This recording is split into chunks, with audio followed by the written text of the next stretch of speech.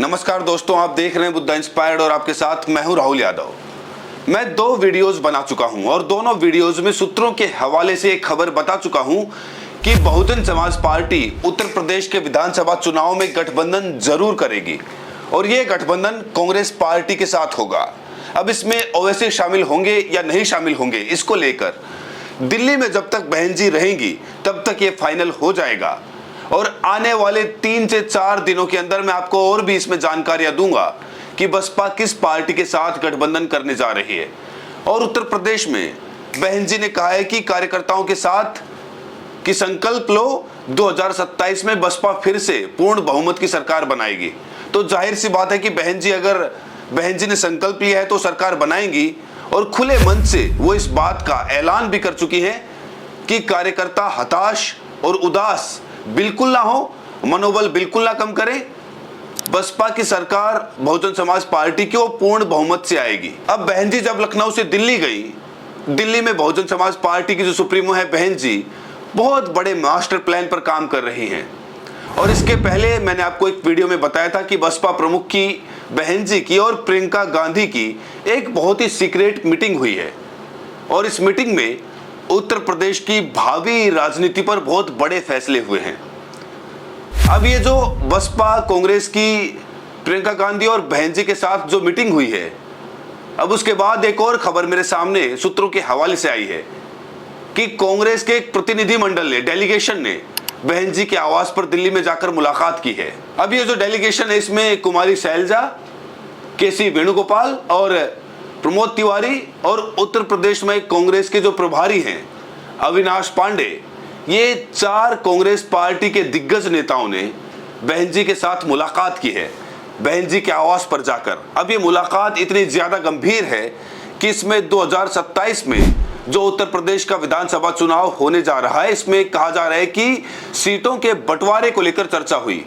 हालांकि ये केवल एक औपचारिक मुलाकात है या गठबंधन का ग्राफ तैयार करने को लेकर एक पहली मीटिंग है, या फिर वैसे उत्तर प्रदेश के जो विधानसभा चुनाव होते हैं उसके पहले तमाम पार्टियां आपस में मिलती जुलती हैं, नेता पर्दे के पीछे एक दूसरे के साथ मीटिंग करते हैं, बैठते हैं। कई बार गठबंधन फाइनल हो जाते हैं और कई बार मामला सीटों पर आकर पेश फंस जाता है। अब बहन जी उत्तर प्रदेश में जिस कांग्रेस पार्टी से दलितों को वापस खींचकर बसपा में लाई हैं, उस कांग्रेस पार्टी को कितनी सीटें देती हैं, गठबंधन फाइनल होता है कि नहीं होता है, ये अलग बात है। लेकिन इस चीज को लेकर बहस शुरू हो गई है और ये बहुत बड़ी बात है। अब ये कुछ लोगों के मन में सवाल उठ रहा होगा कि कांग्रेस पार्टी उत्तर प्रदेश में पहले से समाजवादी पार्टी के साथ गठबंधन में है, तो फिर वो गठबंधन तोड़कर बसपा के साथ क्यों आएगी? तो उसका भी एक बहुत बड़ा कारण है। और कांग्रेस पार्टी और बसपा का अगर गठबंधन होता है तो जाहिर सी बात है कि कांग्रेस पार्टी को पहले समाजवादी पार्टी के साथ गठबंधन तोड़ना पड़ेगा, तब गठबंधन होगा। क्योंकि इसका भी एक इतिहास है कि कांग्रेस पार्टी अगर समाजवादी पार्टी के साथ गठबंधन करती है तो उसमें बसपा नहीं रहेगी। अगर बहुजन समाज पार्टी समाजवादी पार्टी के साथ गठबंधन करती है तो उसमें कांग्रेस नहीं रहेगी। अब आप कुछ उदाहरण भी देखिए। 2019 के जब लोकसभा का चुनाव हुआ, उस समय 2019 के लोकसभा चुनाव में समाजवादी पार्टी और बहुजन समाज पार्टी ने गठबंधन बनाया। उस गठबंधन में कांग्रेस पार्टी को दूर रखा गया। नतीजा यह हुआ कि बसपा को 10 सीटें मिली, सपा को केवल 5 सीटें मिली। आने वाले समय कुछ दिनों के बाद गठबंधन तोड़ दिया गया। इसके भी पहले का अगर आपको उदाहरण देखना है तो आप बहुत पीछे चले जाइए। 1993 में जब सपा और बसपा का गठबंधन हुआ था, जब मिले मुलायम काशीराम जैसा नारा लगा था, तब भी उत्तर प्रदेश में कांग्रेस से गठबंधन को दूर रखा गया। अब इसके अलावा भी हाल ही में जब 2024 के लोकसभा चुनाव में सपा का और कांग्रेस का गठबंधन हुआ, तब भी बसपा को दूर रखा गया, बसपा ने दूरी बनाकर रखी। 2017 का विधानसभा चुनाव आप देख लीजिए, उसमें कांग्रेस पार्टी और समाजवादी पार्टी ने गठबंधन किया और नारा लगा कि 2 लड़कों की जोड़ी जो है उत्तर प्रदेश में कमाल करेगी। हालांकि 2 लड़कों की जोड़ी कमाल नहीं कर पाई, लेकिन उस समय बसपा गठबंधन से दूर रही। तो इस तरीके की 4-5 उदाहरण मैं आपको दे चुका हूं कि जब सपा और कांग्रेस साथ में गठबंधन करती है तो उससे बसपा दूर रहती है, और जब बसपा और कांग्रेस गठबंधन करती है तो उससे सपा दूर रहती है। अब इसके पीछे की वजह बहुत सारी हो सकती है। वीडियो बहुत कम समय में आपको जानकारी देकर बनाना है, इसलिए ये जानकारी वो सीमित रखनी है। दूसरा ये है कि अभी राहुल गांधी दिल्ली यूनिवर्सिटी के कुछ छात्राओं से मिलने गए थे। उसमें राहुल गांधी ने बहुजन समाज पार्टी की जो सुप्रीमो बहन जी हैं उनकी जमकर तारीफ की और बहन जी को लेकर बयान दिया है। राहुल गांधी ने कहा है कि मायावती बहुत बहादुर, साहसी और असरदार महिला है। ये राहुल गांधी ने बहन जी को लेकर बयान दिया है। मतलब कुछ ना कुछ तो चल रहा है, क्या चल रहा है वो बहुत जल्द सामने आ जाएगा। अच्छा, दूसरा ये है कि बहुजन समाज पार्टी भी कांग्रेस पार्टी के लिए हमेशा एक सॉफ्ट कॉर्नर रखती है। 2004 से 2014 तक जब यूपीए की सरकार रही केंद्र में कांग्रेस पार्टी के नेतृत्व में, तब बहन जी ने, बसपा ने कभी भी रायबरेली और अमेठी की 2 सीटों पर बहुजन समाज पार्टी ने कभी भी अपने प्रत्याशी नहीं उतारे। उसकी वजह यह है कि बहुजन समाज पार्टी ने हमेशा कांग्रेस पार्टी का समर्थन किया। राहुल गांधी और सोनिया गांधी जहां से चुनाव लड़े वहां पर अपना प्रत्याशी नहीं उतारा, और केंद्र में जो है बिना कैबिनेट के बर्थ लिए हुए बसपा ने बाहर से 10 साल तक लगातार कांग्रेस को सपोर्ट किया। वजह बहुत सारी हो सकती है। उसके बदले में बसपा की सरकार रही उत्तर प्रदेश में, और इसके अलावा केंद्र में कांग्रेस की सरकार रही।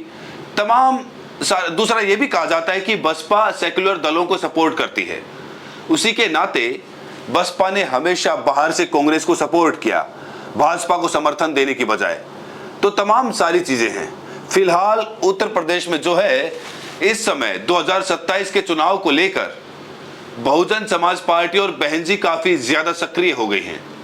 कांग्रेस पार्टी को भी बसपा की जरूरत है। ऐसा नहीं है कि बसपा बहुत कमजोर है, उसकी सीट खो गई है, 10% पर आ गई है तो सब कुछ खत्म हो गया है।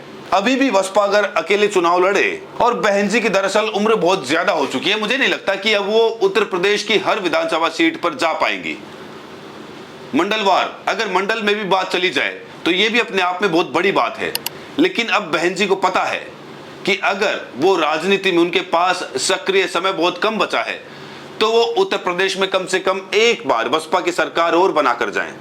दूसरा ये भी है कि आकाश आनंद के लिए अगर पार्टी बहुत जीर्ण शीर्ण हालत में मिलती है, बहुत कमजोर स्थिति में मिलती है, तो आने वाले समय में बसपा को ऊपर उठाने के लिए, प्रदर्शन जो है बसपा का और बेहतर करने के लिए बहुत हार्डकोर मेहनत करनी पड़ेगी। इसलिए बसपा का मजबूत होना बहुत जरूरी है, और मजबूती तभी आ सकती है जब बदले हुए समीकरण में परिस्थितियों के मुताबिक किसी ना किसी गठबंधन का सहारा लिया जाए। बसपा ने इसके पहले कई बार गठबंधन का सहारा लिया, कांग्रेस से गठबंधन किया, भारतीय जनता पार्टी के साथ 3 पोल अलायंस नहीं हुआ लेकिन गठबंधन करके सरकार बनाई गई, समाजवादी पार्टी के साथ गठबंधन हुआ, इसके अलावा अलग अलग राज्यों में वहां की क्षेत्रीय पार्टियों के साथ गठबंधन हुआ। मकसद एक था कि बहुजन समाज पार्टी को मजबूत करना है। उत्तर प्रदेश में कई बार लगातार प्रयोग करने के बाद चौथी बार पूर्ण बहुमत की सरकार भी बनी। तो आज जब बसपा कमजोर है तो उसी तरीके के प्रयोग की भी जरूरत है जो अतीत में प्रयोग हुए हैं। तो कहते हैं कि इतिहास दोहराता भी है खुद को।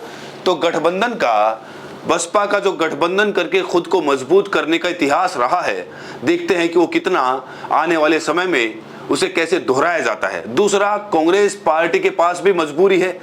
1985 में कांग्रेस पार्टी की उत्तर प्रदेश में आखिरी बार पूर्ण बहुमत की सरकार बनी थी। उसके बाद कांग्रेस ने आज तक उत्तर प्रदेश में पूर्ण बहुमत की सरकार तो छोड़िए, किंग मेकर की भी भूमिका में नहीं रही कि कम से कम सरकार बनाने में उत्तर प्रदेश में उसकी दखलंदाजी होती हो।